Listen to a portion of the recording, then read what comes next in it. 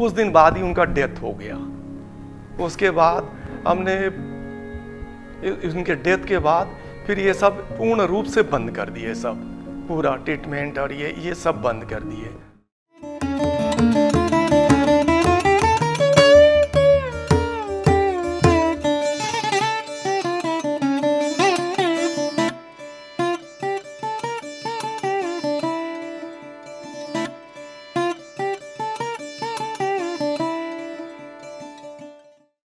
मेरा आध्यात्मिक जर्नी बचपन से ही चालू हो गया था। हमारे घर में हम लोग 5 भाई बहन थे, तो मेरी मम्मी मुझे ही पूजा करने के लिए बोलती थी। तो मेरे को गुस्सा आता था, भाई बड़े भैया लोग को बोलो, दीदी लोग को बोलो, छोटे भाई लोग को बोलो, मेरे को ही क्यों बोलते हो। लेकिन मम्मी बोलती थी नहीं, तुम ही करो, तुम ही करना। तो ठीक है, गुस्से में तो लेकिन ध्यान से ही करता था पूजा, भले गुस्सा रहा था लेकिन ध्यान से ही करता था मैं पूजा पाठ का। फिर धीरे धीरे ये चलता रहा और थोड़ा जब बड़ा हुआ तो मैं गायत्री परिवार से जुड़ गया। गायत्री परिवार में से जुड़ने के बाद मैं बहुत ध्यान जाप करने लगा, हवन करने लगा। और फिर वहाँ पे मंत्र कई हजारों उसमें मंत्र लिखने बोलते थे, वो लिखता था। जाप करने बोलते थे, जाप करता था। इस प्रकार ये चलता रहा। लेकिन फुल फ्लेज में जो ये जाप और ये सब स्टार्ट हुआ मेरे मैरिज के बाद ही हुआ। मैरिज के बाद मेरा अपना घर बना, तो मैं उसमें हमारे घर में माँ दुर्गा के जो कलश की स्थापना हुई, तो उसमें और हमें सावधानी से पूजा पाठ करना पड़ा और हमने एकदम बहुत अधिक पूजा पाठ करना चालू कर दी। तब हमें ऐसा नॉलेज मिला कि देखो, यूनिवर्स जिसको इस क्षेत्र में लाना चाहता, वो किसी न किसी तरफ से इधर से उधर से घुमा के वहां पहुंचा ही देता था। मेरा बचपन में मैं गुस्सा करता था कि क्यों मुझे करते थे, लेकिन अब मुझे पता लग रहा है कि नहीं, मेरे को इस लाइन में आना था करके ये ऐसा हुआ कि ठीक है। बहुत दिन तक ये पूजा पाठ चलता रहा, हम करते रहे। फिर कुछ मिराकल्स होने लगा घर में, जैसे ध्वनि, घंटी का बजना, घंटी का आवाज सुनना, मृदंग का आवाज सुनना। और मैं एक बात और बता दूं कि मेरी मिसेस भी उनका भी 6th सेंस काम करता है, बच्ची का भी 6th सेंस काम करता है, और वो लोग देख भी सकते हैं। तो मैं उनसे पूछता था, ये घंटी बज रहा है, क्या चीज है बेटा? तो बोलते थे, पापा यहाँ पे कुछ गधा टाइप में दिख रहा, गधा हमारे घर में चल रहा है, घूम रहा है, रूम में आसपास घूम रहा है गधा। तो गधा क्या चीज होता है, कुछ समझ में नहीं आया, कहा किस चीज का वहां। तब पता लगा कि नेक्स्ट डे शीतला माँ का पूजा, और शीतला माँ का वहां गधा होता है। तो इस टाइप की घटना घटी। फिर फूलों का सुगंध आना चालू हुआ। तो मैंने पूछा, बेटा क्या बात है, फूलों बहुत सुंदर सुगंध आ रहा है। तो बोले, पापा पता नहीं कौन सब एंजल्स लोग सब उड़ के आ रहे हैं अपने घर में, सब इधर उधर खेल रहे हैं, दौड़ रहे हैं, घूम रहे हैं उन लोग। फिर बीच में फिर उसके सुगंध आता था, क्या बोलते हैं, इत्र का सुगंध आने लगा। तो मैं इसको पूछा कि क्या बात है, ये कौन है? तो बोलो कोई मुस्लिम बाबा दिख रहे हैं। और देखो सामने बैठे हुए, मुझे तो नहीं दिखता था लेकिन उनको दिखता था। फिर एक दिन देख रहा, सोया देखता हूँ, एकदम नाक के सामने गोबर का गंध मारा, बहुत जोरदार गोबर का गंध। मैंने बेटा को बोला, बेटा देख तो गोबर का स्मेल आ रहा है, क्या बात है? बोलो पापा कुछ मतलब गाय टाइप का घूम रहा घर में, कुछ घर में। बोला नंदी है? बोला हाँ नंदी है। बोला नंदी है, बोले। तो इस टाइप की घटना घटने लगी हमारे यहाँ पे। फिर ये चलता रहा। फिर यही गर्मी का मौसम ही था। नवरात्रि में मैं पूजा की तैयारी कर रहा था। पूरा पान वगैरह में वहां पे रखा था, नीचे में प्रसाद वगैरह भी रखा, सब कुछ रखा। इतने में सब तैयारी दिया हुआ जला दिया। तैयारी करने के बाद मैं मिसेस को बुलाने गए कि चलो तैयारी हो गई, बैठने गए तो पान में देखते हैं कि ओम और स्वास्तिक का चिन्ह कोई लिख दिया एकदम अभी भी लिखा ताजा ताजा। वो सिंदूर होता है, सिंदूर में तेल मिला के जो लिखते हैं उस टाइप का कोई लिखा। तो मैंने मिसेस से पूछा कि आपने लिखा क्या? बोला नहीं मैं तो नहीं लिखी। ये बोला मैं भी नहीं लिखा। तब बोला फिर हम समझ गए कि ये मामला कुछ गड़बड़ी है, तब कुछ मिराकल सी है मतलब। तो ये है कि ये जो पावर होते हैं, इन लोग ना एहसास कराते हैं कि हम आपके साथ हैं, आपके पास है और यहाँ पे हैं। यहाँ पर इन लोग ये एहसास कराते हैं। फिर जैसे हमारे यहाँ जो सुपर पावर है जिसको हम लोग माँ के नाम से पुकारते हैं, तो वो जैसे कोई भी वस्त्र पहनती है, मुझे वो तो नहीं दिखती, लेकिन वो जो वस्त्र पहनती है वो कलर मेरे को दिखता है। कौन सा कलर का वो पहनी हुई है, कौन सा कलर है। तो मैं बेटी से पूछता हूँ बेटा, या मिसेज से पूछता हूँ कि देखो तो आज माँ लाल कलर का पहनी है क्या? बोला हाँ। फिर कभी ब्लू कलर, कभी ग्रीन, कभी येलो, ये सब भी मतलब दिखना चालू हुआ। और उसके बाद ब्रह्मांड के भी दर्शन होने चालू हो गए। ब्रह्मांड दिखता था, पूरा ब्रह्मांड। तो मैं मिसेस को बोला कि देखो मेरे को ब्रह्मांड दिखता है, पूरा तारे दिखते हैं, ये नजर आते हैं। बोला ठीक है वो तो नजर आते हैं आप, लेकिन यूनिवर्स को डिमांड करो कि मेरे को वो प्रकाश भी दिखाओ, जो लाइट है वो प्रकाश पुंज वो भी दिखाओ। उसके बाद नेक्स्ट टाइम जब मुझे दिखा ब्रह्मांड, तो मैंने वैसा ही कहा कि मुझे प्लीज आप मुझे प्रकाश दिखाइए, वो जो प्रकाश पुंज है वो मुझे दिखाइए, वो मैं देखना चाहता हूँ। तो अचानक देखता हूँ कि पूरा सवेरा हो गया, पूरा लाइट, सामने सूरज दिख रहा है और अगल बगल पूरा लाइट, एकदम सवेरा जैसे ही दिख रहा है। तो वो मेरे को बहुत अच्छा लगा। फिर जैसे मैं बैठा हूँ ध्यान कर रहा हूँ, तो देख रहा हूँ कि मेरे सर में कोई हाथ फेर रहा है और पूरा एहसास होता है कि हाथ फेर रहा। तो इसको मैं पूछता था कि देखो तो क्या हो रहा है मेरे साथ। ये बोलती थी माँ आपके ऊपर में हाथ फेर रही है। बोला चलो ये भी हुआ।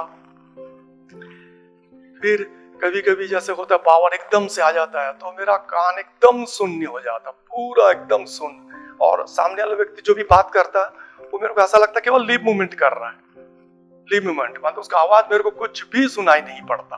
फिर धीरे धीरे मुझे ऐसा फील हुआ कि चलो ऐसा लग रहा है कि अपन किसी को ठीक भी कर सकते हैं। तो मैंने चालू किया, सर दर्द हुआ तो उसमें इसका हाथ रख के ध्यान करके और मंत्र ऐसा करके बोलता था तो लोग ठीक हो जाते थे। ये बड़ा आश्चर्य हुआ। फिर हमारे एक मतलब छोटे ब्रदर हैं, उनके एक दोस्त हैं, उनका तबीयत खराब हुआ, उनका कैंसर हो गया, ब्लड कैंसर। हम लोग बोले चलो देखते हैं। तब तो मजा आ रहा था क्योंकि ये सब अलौकिक घटनाएं घटी, तो मुझे भी बहुत अच्छा लग रहा था, मतलब क्यों ना चलो ठीक करते हैं। तो फिर हमने चालू किया ध्यान और जाप उनके नाम से चालू किया। तो धीरे धीरे जब हम देख रहे हैं तो वो तो ठीक हो जा रहे हैं, बढ़िया, वो अच्छा फील करने लगे। लेकिन इधर मेरी मिसेस का तबीयत बिगड़ने लगा, मेरा भी तबीयत बिगड़ने लगा। फिर मैं इनको हॉस्पिटल ले गया, जाके दिखाया डॉक्टर को। डॉक्टर चेकअप वेकअप किए, अब पूछने के लिए क्या ये अबव 45 है क्या? मैं बोला नहीं, तब वो 30 से भी कम थी, 30 से भी कम थी।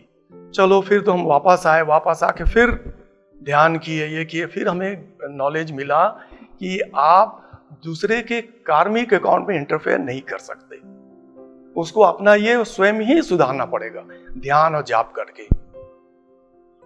फिर हमने उनके घर जाकर उनको जो सच बात थी वो बता दिया, और जो थे मित्र, वो भी, उनका भी सिक्स्थ सेंस काम करता था और वो अच्छे एस्ट्रोलॉजर भी थे।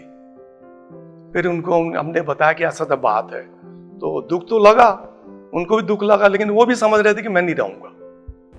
फिर कुछ दिन बाद ही उनका डेथ हो गया।